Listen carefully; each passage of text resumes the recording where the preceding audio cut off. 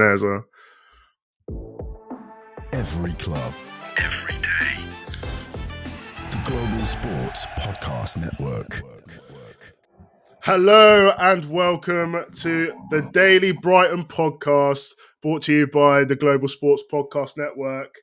It's a crossover day today, and not only is there one Joe, yourself, yours truly, there's also another Joe. Introduce yourself, please. So it's double Joe time, isn't it? Yeah, I'm Joe. I'm Joe Forrester from the Daily Tottenham pod, and looking forward to this as much as I'm looking forward to the game. I think it's going to be bonkers. Yeah, no, it's going to be an absolutely ridiculous game. Sunday, I want to say it's a 2:00 kickoff. It might be 4:30. I'm not sure.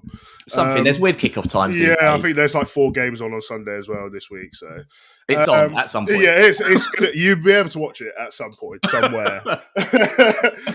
So we have a crossover. In the first segment, we are going to be talking about the season so far for both teams. In the second segment, we're going to be talking a little bit about tactics and sort of how you should expect us to line up. And then in our final segment, we are going to be talking about where the game will be won and lost. Joe, it's been a bit of a mental season so far, but you have won 5 on the bounce in all competitions, I'm pretty sure. Yeah. If you include the game last night. Mm-hmm. So, how's the season gone? How has it gone so far? Yeah, real mixed bag. Started really quite poorly. I think a lot of frustration from Spurs fans. Like, I think obviously the big caveat is you got to say that like this is so much better than the football was under Conte and Mourinho. Just in like over a year into Angie's reign, and you do really have to remind yourself of that. Be like, as frustrating as it can be at times, it's a lot better to watch, and ultimately you want to be entertained watching your football team. So that's kind of the main thing. Started the season, and I think the real feeling among Spurs fans was that we were overplaying a lot. So huge amounts of possession, really, really massively dominating the ball. So 65, 70, 75% possession. Even like when we played Arsenal, 65% possession in that game, but a complete failure to take our chances. So the finishing was lacking. And also a lot of 2, 3, 4, 5 touches in the box. Let the chance fizzle out, let the defense reset. And it kind of felt frustrating possession for no real reason. And we lost to Arsenal, which, as much as I hate to say it, there's no shame in that these days. True. Mikel Arteta has essentially turned Arsenal into peak Mourinho Chelsea, just very physical and set pieces, that kind of thing. There is a tinge of Sean Dyche in there somewhere. Mate, he's Sean Dyche in a cashmere jumper. That's basically what Mikel Arteta is.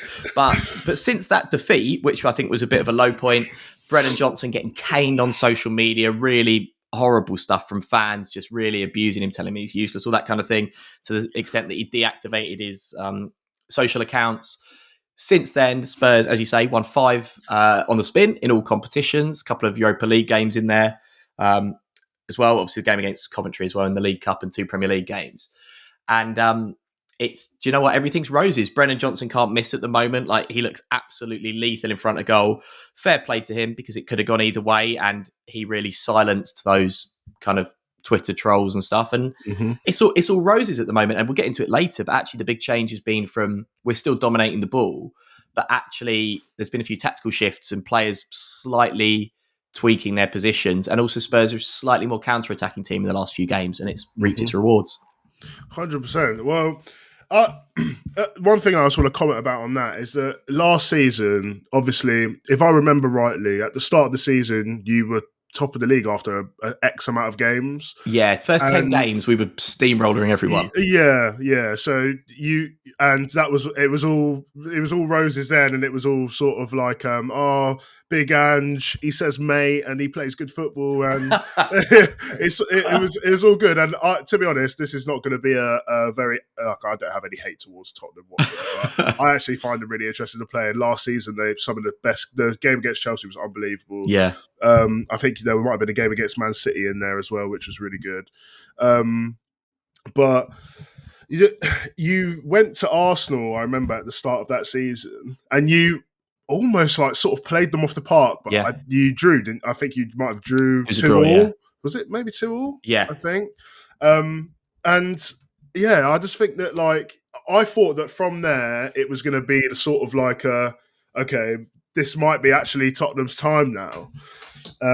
But it didn't really materialise. I think it was one of those things. It's kind of your classic sort of new manager thing. Like he came in, it was such a different style that I think a lot of coaches in the Premier League found it hard to work Spurs out. Things collapsed in that Chelsea game. So I think 4-1, I think I'm right in saying we lost. And in that game, Maddison got injured. Udogie and Romero both got sent off. Yeah. And it was just, Van de Ven got injured as well. It was just chaos, and it completely pulled our season apart. What I hope is different this year is we started badly, and then it kind of it was fixed. So hopefully we kind of got that little blip out of the way. I don't expect to keep winning every game, but I certainly we look like such a more, I think the word is effective. We look such a more effective team in the last few games, taking our chances better, more 1-2 touch football, moving the ball a little bit quicker.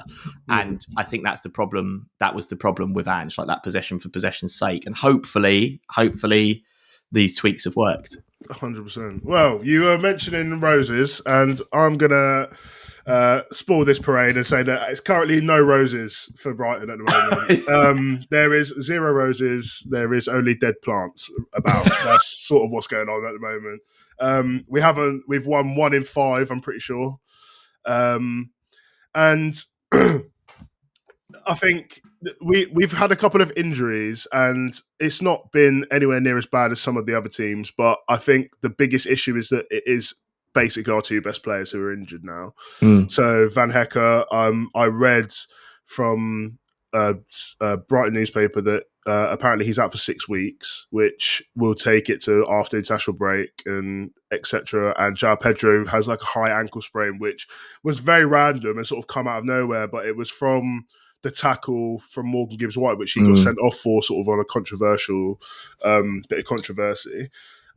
So we are missing those 2 players, and we were very uninspiring against Chelsea. We could have easily conceded 7 against Chelsea, maybe more. We got very lucky. They had like 2 goals disallowed. They hit the woodwork like 2-3 times. And I think I think our fans are a little bit sort of in a crisis mode at the moment. I think it's a bit early to be in that crisis mode, but we do have a very hard run of fixtures coming up.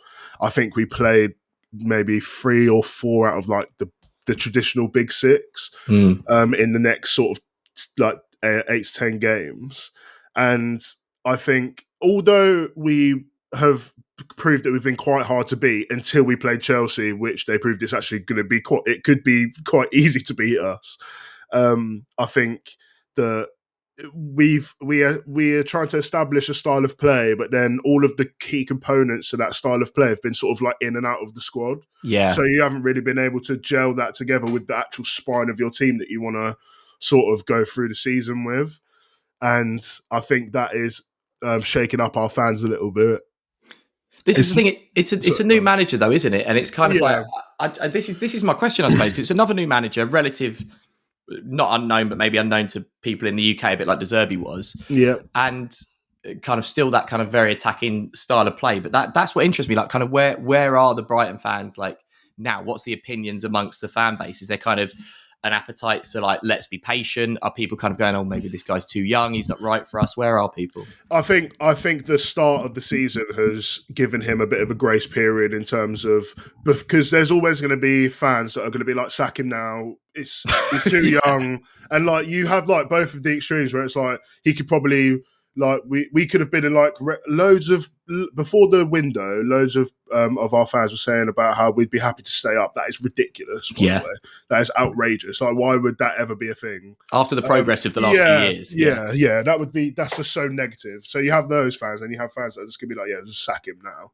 And then we'll just get someone else in. And I think you need to find that middle ground where it's like, he started off well, so he's got sort of the fans and the media off his back, because they're going to go in on him straight away for his age as soon as anything goes wrong. And now it's how he navigates the tough periods that is going to sort of prove whether he can last in this league. I would be massively. Sorry, go on, mate. No, I was just going to say I'll be massively. I obviously don't want to see it, but if we were to go and lose like in our next five, let's just say, for playing devil's advocate, I'd love to see sort of how that reaction changes like in the fan base, and if they're sort of just like, okay, no, we don't need a manager this young anymore, or are we going to stick with him and then see how he can like navigate this time, because there's some games in there that we're not expected to win. So yeah, that's where we're isn't at. it? That's kind of that's I think where a lot of managers kind of really like make their money. It's like it's all well and good to kind of like implement a system when you've got your first team. Yeah, it's when you're suddenly putting these people essentially like playing people out of position, or like bringing people in off the bench, like backups and kind of secondary backups and all that sort of thing. Mm-hmm. It's like that's interesting. It's a bit of a shame for him that it's happened early, because he could have done with a bit more time to bed in. But like broadly speaking, do you think he's the right guy for the job? I think if he can, once he because there's the defense is missing. We're missing defenders, like central defenders. We're missing central defenders. He's got enough talent from defense upwards up the pitch to be able to. He could compete on more than one front with the amount of talent that he's got in the team. So like he could compete for the European place in the Premier League, but he could also go on a cup run very easily, because some of the talent that is sat on the bench, or some of the players that we haven't even seen yet, Matt O'Reilly, for example, Brian Gouger as well, who's just come in, who's really exciting. We haven't seen him at all yet. So these players that have coming in here, I think that he could. He definitely has the right mindset of wanting to play attacking football. Just needs to sort it out at the back, and I think he'll be fine. Okay. Anyway, so we have heard about the season so far for both teams. After you hear from our partners at Zencastr, we are going to be talking about some tactics. Everyone loves tactics. So we will see you after the break. Do you have a story to tell that the world needs to hear? Have you struggled with reaching new audiences who are engaged with your story? It might be time for you to start a podcast. Let me tell you about a platform we use here at the Global Sports Podcast Network called Zencastr. Zencastr makes it easy to start a high-quality podcast built for growth from day one, with 4K video recording from your phone and AI editing that automatically removes ums, ahs, your nose, and 22 other speech patterns. Zencastr makes it super easy to start a podcast that sounds great. Ready to tell your story? Check out the link in the show description to learn more about Zencastr. And we are back. Daily Brighton podcast, ex Tottenham Hotspur podcast. Joe, tactics time. So I'll let you lead this. I'll let you lead this segment. I love that. Like tactics time with the Joes. There you go. Yeah. So I mean, I think everybody from a Spurs point of view, everybody kind of knows how we're going to set up, and that is ridiculously high line. Just kind of for like Brighton fans who don't watch loads of Spurs, what essentially Tottenham tend to do is try and dominate the ball and sit on. Essentially, you get the two centre backs, so Van der Ven and Romero, who essentially sit on the halfway line. And then generally speaking, the defensive midfielder, normally Basuma, will drop back and kind of make that a three. That still doesn't really feel like three centre-backs, because you've got three players stood on the halfway line. It's still crazy to watch. You do get more used to it, but the Brighton fans might watch it on Sunday and be like, what on earth are they all doing? And then you tend to get your full-backs, actually. So Porro and Udogie, although Udogie's injured for this game, tend to be the most advanced players on the pitch. That's the basis of the setup. Where Spurs have kind of found a bit of success in the last 5 games is there's been a slight switch in terms of where players are on the pitch. So James Maddison was kind of finding himself occupying probably quite similar spaces to Son, kind of trying to build up attacks, and it was all a little bit confused, and sort of Son and Kulusevski and Maddison were all drifting around the same area, sort of on the edge of the box. Maddison has kind of been dropped back a little bit, probably 20 yards further back in the pitch, kind of playing a sort of a quarterback role, and kind of distributing from deep. Obviously, he's got fantastic range of passing and finds himself under less pressure from opposition there, so it's more time to pick a pass. He's played really well there. The other big shift, and this has probably been the big revelation, has been Dejan Kulusevski playing attacking midfield. Mate, unbelievable! I've been watching him, mate. He's cooking, because I never thought he was suitable for that wing role. I don't think he was fast enough. I don't think he could beat a man. Yeah, but his technical ability is outstanding. He's also so young, and he's built as well. He must be like easily 6 foot tall. Yeah, he's an absolute unit. Yeah, So, yeah. and this is the thing, and it makes him quite different and quite a unique player in the Premier League these days, because someone very physical with great feet who wants to run at people, but playing in that kind of number 8 role, which is all about normally passing and creating. So it's quite interesting. I think opposition defenses are finding it quite hard to deal with. And he actually gave a really interesting interview last week and said, like, obviously people have always played me on the wing because I've been at Spurs and I've been at Juve where there's tons of good players and whatever. Mm-hmm. And I've got quite good feet and stuff. But I've always seen myself as a number 8. And I kind of like to play through the middle as attacking midfield. And actually, last night was really interesting against Ferencváros in the Europa League, because he was brought on, he was played up front, didn't really do much. Then he got pulled back into midfield, and immediately it was just beast mode and was just dominating, completely dominating centre halves and stuff. And personnel wise, that's been really interesting for Spurs. They've been really effective. I'd say the other thing is, and just switched to a more counter-attacking style. Mm-hmm. So in the Premier League last year, we got 9 goals in total from counter-attacks, which put us 13th in the Premier League. We've already scored 5 from counter-attacks this season. And we scored the most counter-attacking goals in the league. Now, that's not to say that we're sitting back and hitting people on the counter, but that's talking about turnovers, basically, and winning the ball in your own half, because we are very high pressing. Classic example would be Van der Ven's assist against Manchester United. Unbelievable. Yeah, and I mean, I know he ran 75 yards and nobody challenged him.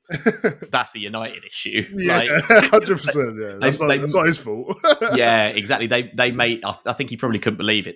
They made us look great, like as well as we played. Yeah. But that's been a real difference, trying to kind of sit back a little bit more and win that ball a bit deeper and then spring. And we've had loads and loads of good results with that. 100%. I'm curious now, because the high line was discussed maybe across. We had a rant from Jamie G. I'm shouting you out here, mate. We had a rant from Jamie G that lasted more than one podcast. you know someone's angry when you got to take a break. Yeah. So we double filmed, and he started at the end segment, which is then spilled through into the segment afterwards. And it is all about high lines. We spoke about it in depth on Tuesday's episode, I want to say, and we said that the high line for us is all good and well if we have the right players in there. And with Adam Webster, we didn't. Since that podcast, Herzl has come out and said none of the goals we conceded were from the high line. See, this is something that I think is, okay, in theory it's true, but also if you actually obviously look at what happened in the game, hindsight, you could have conceded like 7-8 from if the chances were put away from the high line. Yeah. Van Hecke isn't fit, and he's not going to be fit for a while. So the thing is, are we going to deploy the high line again? We were saying just to drop it 10, maximum 15, just to be a bit safer and to accommodate for the players that we are going to play. But is Adam Webster going to play? Is it going to be Igor? I'm hearing a lot about potentially Wiffer or Belieber even playing in there, which would make more sense if you wanted to play the line higher, because Belieber definitely has a lot of pace.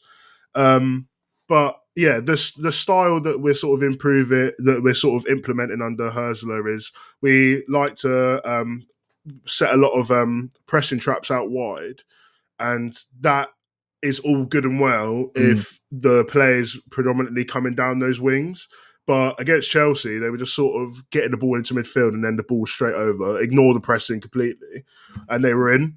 And we said about Nicholas Jackson before the game even happened. We said Nicholas Jackson has an amazing movement, and they have players that can find him. So I feel like you could struggle a lot if they do just start whipping the ball over. And then Cole Palmer said after the game, he was like, our tactic was literally to just put the ball in behind and just see what happens.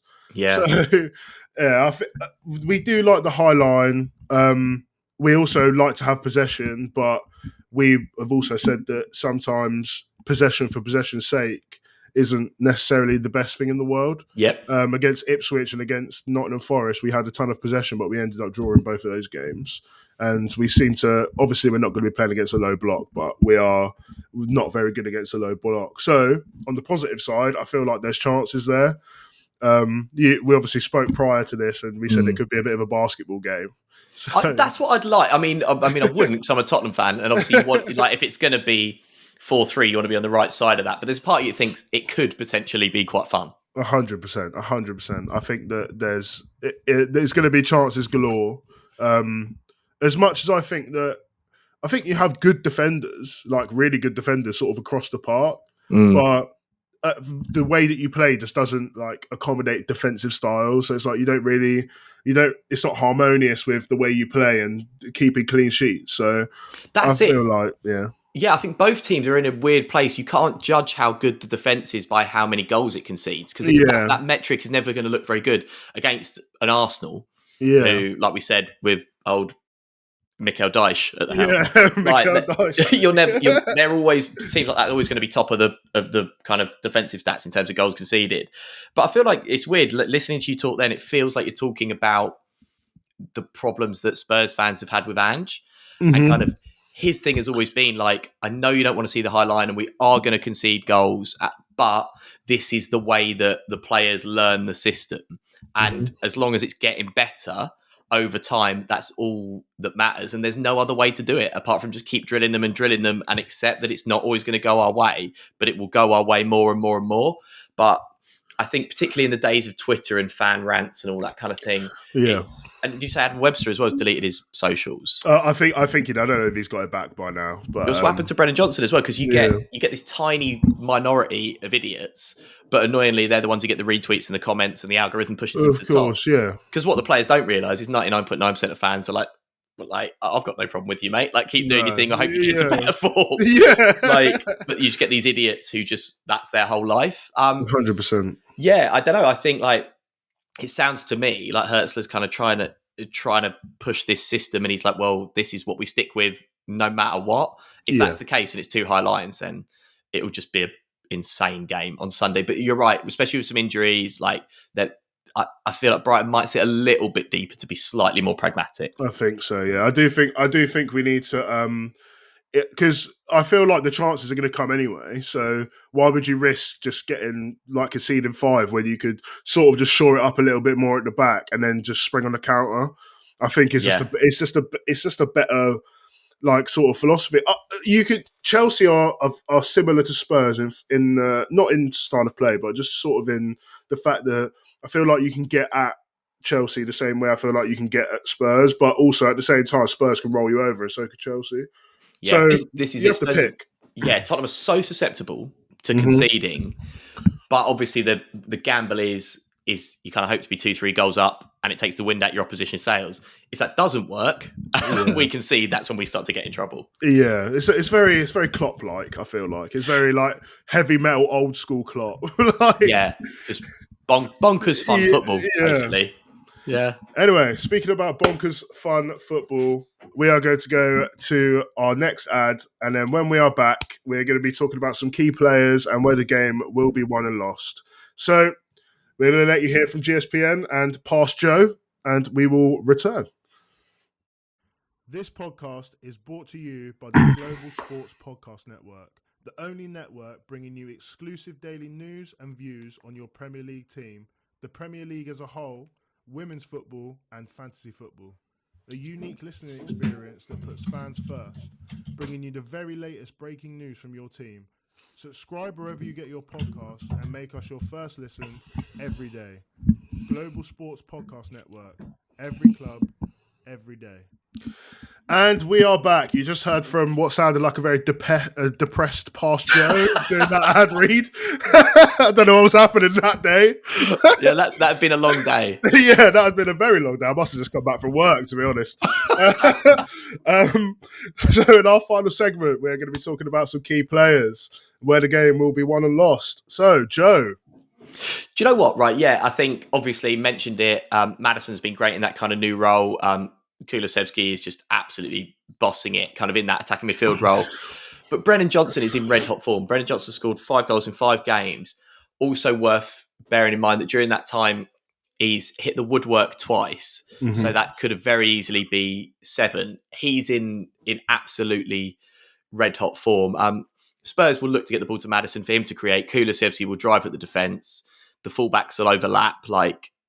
Pedro Porro is a huge attacking outlet for us. In terms of who's missing, Destiny Dog is injured and won't feature. So you'd probably expect Jed Spence to go in there at left back because that requires pace and bless Ben Davies. He's been a great servant to Spurs, but pace isn't his thing.